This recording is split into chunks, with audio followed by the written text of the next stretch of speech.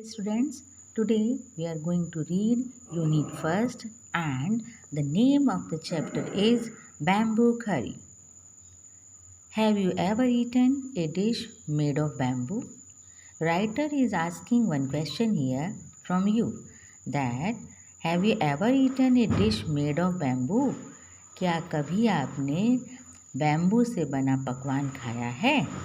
Let us read this picture story and find out which part of bamboo can be cooked and eaten.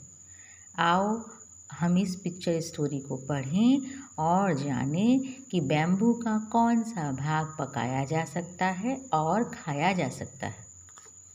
See here. One day, the mother-in-law of a Santhal bridegroom cooked a special dish for him when he visited. क्या लिखा है कि एक बार एक संथाल जाति, देखो संथाल आदिवासियों की एक जाति का नाम है.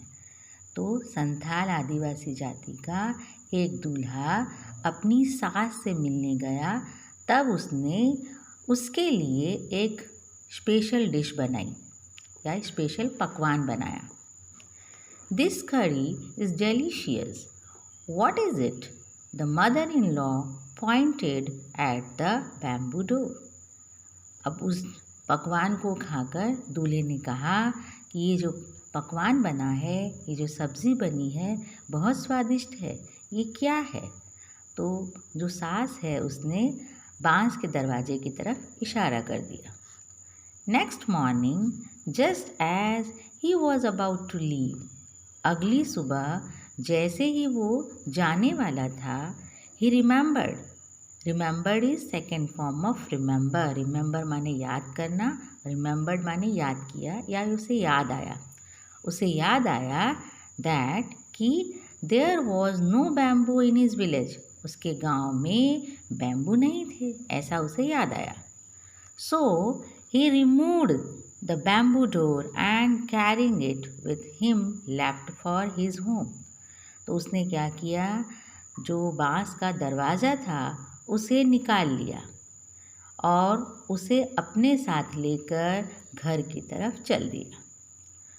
On reaching his village, he told his wife.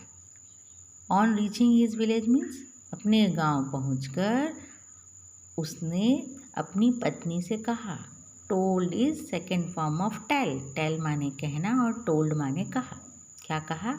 Make करी विथ दिस बैम्बू डोर, इस बैम्बू डोर की सब्जी बनाओ. शी वॉज शॉक्ड, वह अचंभित थी.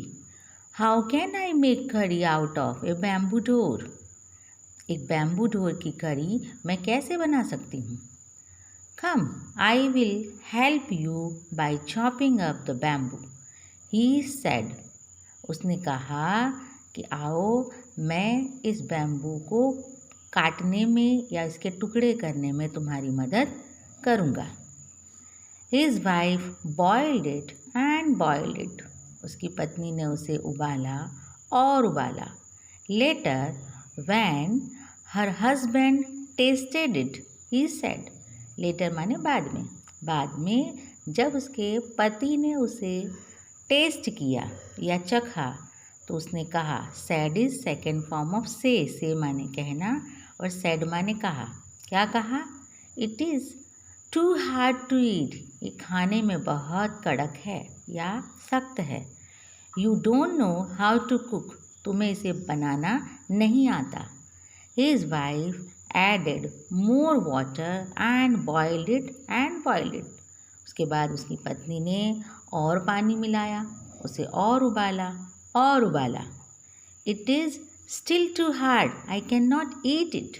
ये अभी भी बहुत सख्त है, मैं इसे नहीं खा सकता. The in-laws came to visit the young couple that evening. The in-laws का मतलब होता है ससुराल वाले. Came is second form of come माने आना और केम माने आए. उसके ससुराल वाले उस शाम उस नव जोड़े से मिलने के लिए आए.